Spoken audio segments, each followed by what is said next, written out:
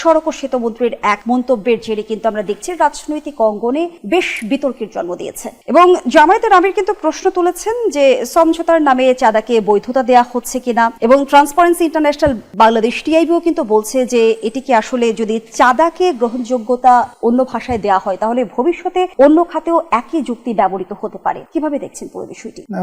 আমার কাছে মনে হয় খুব স্বাভাবিক, এর মধ্যে কোনো ব্যতিক্রম দেখছি না। বেচারা সরল সোজা মানুষ, নতুন মন্ত্রী হয়েছেন এবং একসঙ্গে বাংলাদেশের বৃহত্তম 3টি মন্ত্রণালয়। আমার জানা মতে উনি প্রধানমন্ত্রী জনাব তারেক রহমান সাহেবের কাছে বলেন না যে স্যার আমাকে মন্ত্রিত্ব দেন। তারেক রহমান সাহেব দয়া করেছেন, ভালোবেসেছেন, তাকে দিয়েছেন। এখন এই 3টি মন্ত্রণালয়ের ওজন আপনাকে বুঝতে হবে। আমি যেহেতু যোগাযোগ মন্ত্রণালয়ের, বৃহত্তর যোগাযোগ মন্ত্রণালয়ের সংসদীয় কমিটির সঙ্গে ছিলাম, এই বিষয়গুলো নিয়ে আমি যুদ্ধ করেছি রীতিমতো এবং আমার জীবন নিয়ে টানাটানি ওই সময়টাতে। তো এই ঢাকা শহরে বিভিন্ন পরিবহন থেকে যে চাঁদা তোলা হতো, এগুলোর বিরুদ্ধে কথা বলতে গিয়ে আমাকে অনেক বিপত্তির মুখে পড়তে হয়েছিল। তো যেটা বলছিলাম যে এই সেক্টরে, 3টা সেক্টরে অ্যাটলিস্ট 30 থেকে 35 হাজার কোটি টাকার চাঁদাবাজি বছরে হয়।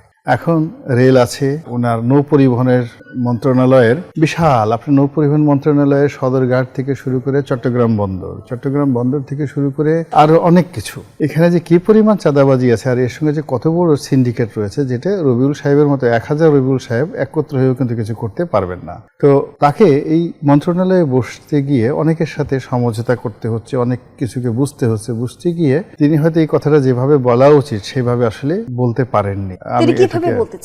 ওনার কাছে ওনার জায়গায় উনি কিভাবে বলতে চেয়েছিলেন আমি এটা বলতে পারবো না। আমার কাছে মনে হলো যে ওনার যদি অভিজ্ঞতা লব্ধ থাকতেন উনি প্রশ্নটা এড়িয়ে যেতে পারতেন অথবা প্রশ্নটাকে ভিন্নভাবে উত্তর দিতে পারতেন। কিন্তু মূল ব্যাপারটা হলো কি জানেন, মানে তিনি একে তো নতুন সংসদ সদস্য হয়েছেন, তার ওই আসনে তাকে খুব ফাইট করে নমিনেশনটা পেতে হয়েছে। ওখানে ব্যারিস্টার নাসিরউদ্দিন ওসিম সাহেবের মতো তারেক রহমান সাহেবের খুব ঘনিষ্ঠ, পারিবারিকভাবে খুব ঘনিষ্ঠ একজন লোক ছিলেন, তাকে বাদ দিয়ে তিনি মনোনয়ন পেলেন। মনোনয়ন পাওয়ার পরে পুরো সময়টা তিনি টেনশনে ছিলেন যে এখানে ম্যাটিকুলাস ডিজাইনে জামাতের প্রার্থী হয়ে যায় কিনা, এগুলো নানা রকম প্রচারণা ছিল। ফলে প্রতিদিনই তাকে একটা হাইপার টেনশনে কাটাতে হয়েছে।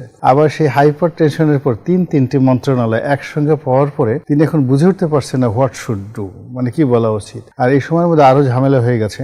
বিএনপির যে সমস্ত বড় বড় নেতা, যারা রবিউল সাহেবের চেয়ে অনেক বড় নেতা কিন্তু কোনো মন্ত্রণালয় পাননি, বা যারা পেয়েছেন ছোট ছোট মন্ত্রণালয় পেয়েছেন, এখন তারা সবাই অনেক ঈর্ষা নিয়ে, রাগ নিয়ে, ক্রোধ নিয়ে এই ভদ্রলোকের দিকে তাকান। এই আসলো কোত্থেকে, পেলো কোত্থেকে, কি দেখেছেন তারেক রহমান সাহেব ওনার মধ্যে। এই জিনিসগুলো উনি বারবার দেখতে না ওনার মেজাজটা স্বাভাবিকভাবে নাই। তো আমরা এই মিডিয়া একটু ক্ষমা সুন্দর দৃষ্টিতে যদি স্বাভাবিকভাবে তার প্রতি হৃদয়বান হতাম যে ওই জায়গাতে আপনি আমি থাকলে আমাদের অনেক সমস্যা হতো, আমি তো মানে রাগ হয়ে যেতাম, আমি হলে রাগ হয়ে যেতাম যে আমাকে চাঁদার কথা জিজ্ঞাসা করেন কেন, আমি কি চাঁদা খেয়েছি, আমি কি চাঁদা দিয়েছি, আমি সবে মাত্র এসে বসলাম আজকের দিনে আপনাকে এই কথা নিয়ে বলতেছেন, আমাকে একটু বুঝতে দেন কে কত আছে, আমাকে অভিযোগ দেন, ইত্যাদি নানাভাবে বলতে পারতো। যাই হোক, ভদ্রলোক যেভাবে বলছেন আল্লাহ তাকে সুমতি দান করুক। এখন সারা বাংলাদেশ আসলে মূলত তার যে নিয়োগকর্তা তারেক রহমান সাহেবকে তো কিছু বলতে পারতেছে না। আমাদের দেশে সবসময় যারা কর্তা ব্যক্তি থাকে তাদেরকে সবাই স্কেপ করে যে এর কোনো দোষ নাই, যত দোষ নন্দদেব ঘোষ। এখন সব রাগ এসে পড়েছে এই রবিউল সাহেবের উপর। আমার তো ভয় হচ্ছে এইভাবে যদি সাংবাদিকরা একের পর এক, মানে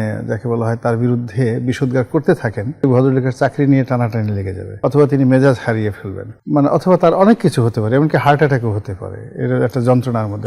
চাঁদাকে যখন আসলে সমঝোতার সাথে তুলনা করা হয় তখন সাধারণ মানুষের কাছে কি বার্তা যায়? সাধারণ মানুষ তো দিচ্ছে, এগুলো তো আমাদের দেশে একটা ট্রেডিশনাল। কেউ কি খুশি হয়ে দিচ্ছে? জনাব গোলাম আলী রানী খুশি হয়ে কি কেউ দেয় নাকি? এটা কেউ কিন্তু খুশি হয়ে ভাড়াই দিতে চায় না, সবাই তো মাগনা যেতে চায়, বলে রেলের টিকিট মাগনা করে দাও, তারপর শেষে আমরা এই যে বাসে যাচ্ছি সেটাও টিকিট মাগনা করে দাও। কেউ কি খুশি হয়ে দেয় নাকি? ভাড়া বাড়ালে যে কোনো জিনিস করলেই একটু টানাটানি করতে হয়। আমরা তো বাংলাদেশ আসলে টানাটানির মধ্যেই, ডাল ভাতের মধ্যেই নিজেদেরকে মানিয়ে নিয়েছি। এখন যেটা মেনে নিয়েছে, যেটা ট্রেডিশন হয়ে গেছে, যেটা ঐতিহ্য হয়ে গেছে, এবং এই ঘটনার সঙ্গে বিএনপি, আওয়ামী লীগ, জাতীয় পার্টি এরা সব ভাই। এই যে 30,000 কোটি টাকার যে চাঁদাবাজি হচ্ছে প্রত্যন্ত অঞ্চলে, সেই একটা টেম্পো স্ট্যান্ড থেকে শুরু করে একটা মোটরসাইকেল স্ট্যান্ড, এর সঙ্গে থানা জড়িত, পুলিশ জড়িত, মাস্তান জড়িত, টাউন, 30,000 কোটি টাকার এই ভাগাভাগি কাদের মধ্যে হচ্ছে? কারা লাভবান হচ্ছে? শ্রমিক, মালিক, নাকি আসলে রাজনৈতিক ছত্রছায়ায় থাকা ব্যক্তিরা? বহু সংখ্যক মানুষ, অর্থাৎ এখানে ধরেন 30,000 কোটি টাকা যারা নিচ্ছেন, অন্ততপক্ষে এর সঙ্গে তো 5-6 লাখ লোক জড়িত আছে, এর মধ্যে দেখবেন কোনো ভিক্ষুকও জড়িত আছে হয়তো।